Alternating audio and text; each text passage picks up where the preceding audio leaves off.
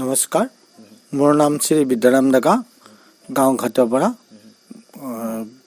PPR দোকান চক আৰু আলোচকা পোষ্ট। আপোনালোকৰ ঘৰত কোন কোন আছে? আৰু আমাৰ ঘৰত বৰ্তমান আমি মাক আৰু মই আৰু ল'ৰাজন আৰু ছোৱালী এজনী, সৰু ছোৱালী। আপুনি কি কৰে? মই নাৰীকুৰি হোটেলৰ কাৰিকৰ কাম কৰোঁ। আপোনাৰ যে আপোনাৰ ল'ৰা প্ৰসন্ন ডেকাই ইমান ধুনীয়া গাড়ী এখন ওলালে, এটা অভিনৱৰ সৃষ্টি, কি ক'ব আপুনি? আমি কি ক'ম, সি যেতিয়া 10ত পঢ়ি আছে তেতিয়াই সি কিবা ট্ৰেইন বনাইছিলে। ট্ৰেইন এখন বনাই সি স্কুলত প্ৰদৰ্শনী কৰি দেখাইছে। তাৰপিছত সি ঠেকুনা আনি, এটা লাইন নাছিল আমাৰ আৰু ফেন নাছিল, সি ঠেকুনা আনি পেলাই ঠেকুনাই দি সি ফেন বনাই পেলাই সি ফেনৰ তলত শুই আছিল। তাৰপিছত সি মানে কৰি আছে কি, সদায় কি কৰে, যেতিয়া ট্ৰেইনত পৰীক্ষা দিয়ে তেতিয়া সি কি কৰে, আমি খোৱাৰ পিছতে সি কিবা ৰেডিঅ' ক'ৰবাৰ টিভি এইবিলাকৰ কিবা বস্তু আনি পেলাই সেই কিবা খদেলি থাকে। আমি খোৱাৰ পিছত আগতে অলপ কিতাপ পঢ়ি থাকোঁ, তাৰপিছতে খোৱাৰ পিছত সি এইবিলাক খদেলি থাকি উঠি সেনেকৈ থাকি উঠি মেট্ৰিক পাছ কৰি উঠি তেনেকুৱাকৈ আৰু লগা নাই। তাৰপিছত এবাৰ সি এটা বেলেগৰ পৰা মেচিন এটা আনি বাঁহৰে এটা ঘড়ী মানে কটাকেইটা আৰু ফ্ৰেমটো সি বনাইছিল।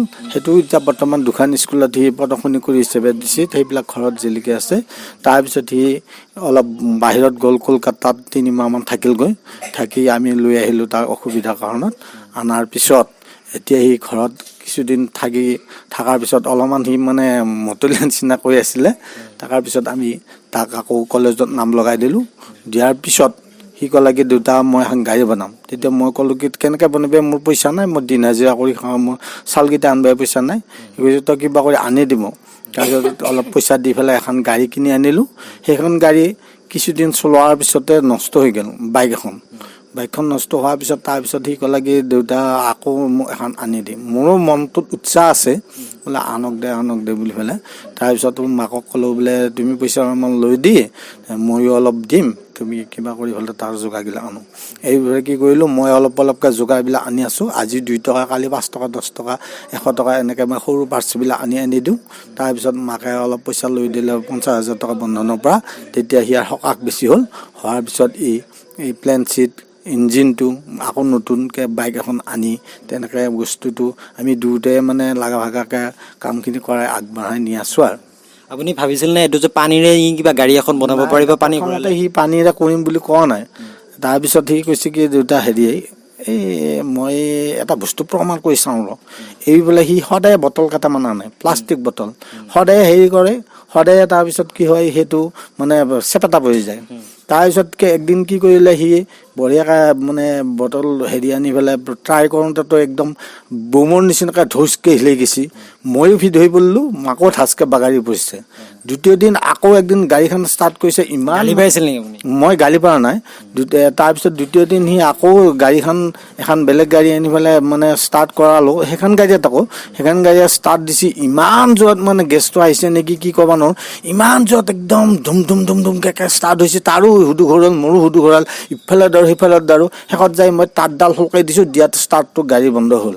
এনেকৈ মানে আমি দুয়োটাই মানে ৰাতি কেতিয়াবা 4টা বাজি যায় পুৱা। ৰাতিটো তাৰমানে দুয়োটাই অলপ মানে তাক সহায় কৰি থাকোঁ। আৰু থকাৰ পিছত সি শেষত লাষ্টত কৈছে, দেউতা মই সফল হ'লোঁ দৈ, মই শুই আছোঁ। তেতিয়া মই মানে তাৰ মোৰো টোপনি নাহে। সি ৰাতিটো মানে সেই মুখাকে চিন্তা কৰে, সেই মুখাকে কৰি থাকে। ৰাতি 3টা বজাত কেতিয়াবা উঠি আহি পেলাই সেই মুখা খদেলি থাকে। মোৰ ভয় লাগে, কাৰেণ্টৰ কাম। তাৰপিছত মোৰো টোপনি নাহে। মানে ভাবিছিলে যে এটা কিবা নহয় কিবা এটা উলিয়ামে, সৃষ্টি কৰিমে, মানে সৃষ্টিশীল মন এটা দিছে নেকি, কি কৰিছে মই জানিব পৰা নাই। তাৰপিছত সি কি কৰিলে, কৈছে কি, দেউতা মই আৰু ছাকচেছ হ'লে তই আৰু টেনশ্যন ল'ব নাই। মই বাৰে উঠোঁ, সি কয় তই শুইছোঁ, মই হ'ব দে, তই টেনশ্যন ল'ব নালাগে। মোৰ তথাপিতো তাৰ ওপৰত মই বিশ্বাস হোৱা নাই, ক'ৰ পানীৰে বা গাড়ী চলাব। তাৰপিছত যেতিয়া লাষ্টত মিডিয়া বা কথা ক'লে, মই তেতিয়া DY চলি কেইটামানক ক'লোঁ বোলে, চিনি পাওঁ ল'ৰাকেইটা। তাৰপিছত ক'লোঁ বোলে তোমালোক আহিবিচোন। তাৰপিছত দেখা পালোঁ বহুত 12টামান মানে আহিছে, চেনেল আহিছে। আহি চবে ৰিপৰ্টবিলাক লৈ পেলাই তেওঁলোকে কি লিখিছে কি দিছে মই গম পোৱা নাই, দৌৰি কৰি আছোঁ।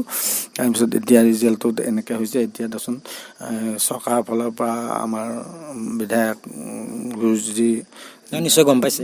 গম পাইছে, তেওঁ আহিম বুলি কৈছে। তেওঁৰ হেৰি বেকৰ মানুহ আহিছে আৰু আমাৰ ইয়াতে ঘৰত আমাৰ ভাইটোক চিনি পায়, মোকো চিনি পায়, গতিকে তেওঁ আহিম বুলি কৈছে। তেওঁ কি বোধ কৰোঁ ঘৰৰ অমন দেউতাকৰ কিবা হেৰি আছে, কাজ আছে, সেইকাৰণে কিজানি অসুবিধাৰ কাৰণে অহা নাই, আহিব মোৰ এটা বিশ্বাস। আমিও আশা কৰিছোঁ তেওঁ আহিব আৰু আপোনালোকক সহায় কৰিব আৰু এই যিটো অভিনৱৰ সৃষ্টি, এইটো সৃষ্টিৰ বিশ্ব দৰবাৰলৈ লৈ যাব, আমি এইটো আশা কৰিছোঁ। আমি তেওঁৰ প্ৰসন্নৰ ডেকাৰ মাতৃৰ সৈতে অলপমান পৰিচয় হ'ব বিচাৰিছোঁ। আপোনাৰ নাম? নমস্কাৰ, মোৰ নাম শ্ৰী প্ৰেমদা ডেকা। নমস্কাৰ, মোৰ নাম শ্ৰী প্ৰেমদা ডেকা। মোৰ ঘৰ মঙলদৈ, পিপুৰা দোকান, খাটুৱাৰ পৰা। আৰু আপোনাৰ নিশ্চয় ভাল লাগিছে, এখন গাড়ী এখন ওলাইছে পানীৰে চলাব পৰা।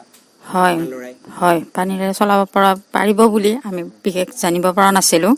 মানে কি, সি আজি এদাই কালি এদাই নিজেও অলপ কেণ্টিনত কাম কৰে, ক্লাছ কৰি উঠি কেণ্টিনত আধা ঘণ্টা 1 ঘণ্টা কিবা কাম কৰে, খুৰাকে 100 টকা এটা দিয়ে, এনেকৈ নাট বন্দুকবিলাক আনি আছে। আৰু ধাবাত কাম কৰিছিলে সি, ধাবাত কাম কৰি ৱাৰিং মেচিন এটা আনিছে। তাৰ এযোৰ চেণ্ডেল নাই, গেঞ্জি এটা নাই, মানে সদায় গৈ থাকোঁ। তই ইমান চিঙা ফাটা যি বস্তুবিলাক মানে কি পিন্ধি থাকা, এইবিলাক বেয়া বস্তু পিন্ধি থাকিব নালাগে। তই ইমান কাম কৰি আছা, এটাতো গেঞ্জি আনি ল'ব পাৰা, চেণ্ডেলযোৰ আনি ল'ব পাৰা। এই মায়েনো কি জানবি এইবিলাক, মই কিবা এটা ভাবি আছোঁ, তহঁতে মনে মনে থাক, এনেকৈ কয়। আপোনাৰ খং উঠিছিল নেকি? 6 মাহ জোৰা আমি কিবা এটা চেষ্টা কৰি আছিলে যে এইবিলাক সফল হোৱা নাছিলে, ইমান দিন 6 মাহ ধৰি আপোনাৰ খং উঠিছিল নেকি? কিয় লাগি আছে এইবিলাক, কিহত লাগি আছে, এনেকৈ কৈছিল নেকি? মানে নকওঁ, মই 5ৰ পৰা তাক মই দেখি আছোঁ যে এইবিলাকতে লাগি থাকে। অকণমান গাড়ী এখন আপুনি নিশ্চয় ভাবিছিল কিবা, সি নিশ্চয় কিবা এটা কৰিব, বিশ্বাস আছিল। বিশ্বাস এটা হৈ আছিল। মানে এনেকুৱা কৰে সি, এটা যদি ধৰ চাৰ্জিং এটা ভাঙিলে, সি ভাঙি উঠিও আকৌ নিজে বনায়, আকৌ চাৰ্জ কৰে। আৰু এনেকুৱা ATM এটা বনাই উঠি মানে 500 টকীয়া নোট হেৰি কৰি মানে কাটি কাগজৰে মানে বনাই থাকে আৰু মানে যিকোনো এনেই নাথাকে আৰু তাৰমানে। তাৰপিছতে তেতিয়া ভাবিছোঁ মানে তাৰ ওপৰত এটাই ভয়, মানে লাইনৰ কাম কৰি থাকে। সেইটো কাৰণত মই অলপ সজাগ হৈ থাকোঁ। মানে ছোৱালীটোকো কৈ থৈ, সি লাইনৰ কাম কৰি আছে দেই, তাক অলপ চাবি, মই আঁতৰ হৈ গ'লে সেইটো তাক দি থৈ যাওঁ। তাৰপিছতে এতিয়া এই গাড়ীখনৰ এতিয়া টকা পইচা নোহোৱাৰ কাৰণে সি বাৰে বাৰে কৈ থাকে যে তহঁতে মাক দেউতাক কি কৰিবৰ কাৰণে আছা, মোক অকণমান টকা পইচা হাতত দিবা না, তহঁতে কি কৰিব লাগি আছা, মই ঘৰৰ পৰা বাহিৰ হৈ যাম। তেতিয়া চিন্তা কৰিলোঁ, ৰাতি মানে এওঁ এইটো ঘৰত থাকে, আমি তাতে থাকোঁ যে, তাৰ কথাবিলাক শুনি থাকোঁ। কাৰোবাক ফোন মাৰি থাকে বোলে, মই ঘৰত ওলাই যাম, তাৰ ঘৰৰ পৰা ওলাই যাম, হেৰি কৰ, তহঁতে জাগা ঠিক কৰচোন, মই যাই আছোঁ সদায়। তেতিয়া ভাবিলোঁ এডমিশ্যন দিয়া গৈছে, ই ক'ত যায় আৰু ইয়াক টকা লাগে। ভাবিলোঁ টকা নহয়, মই টকাটো যিকোনো কৰি মানে অলপ সংগ্ৰহ কৰি দিওঁ তাক। এইবুলি বন্ধনৰ পৰা 50,000 টকা এটা লৈ দিয়াত মা বুলি মাতিছে। এনে মোক মা বুলিও মাতবা মানে টান পায়, বিৰাট। এতিয়া নিশ্চয় ভাল লাগিছে? হয়, ভাল লাগিছে। ঠিক আছে, ধন্যবাদ জনাইছোঁ।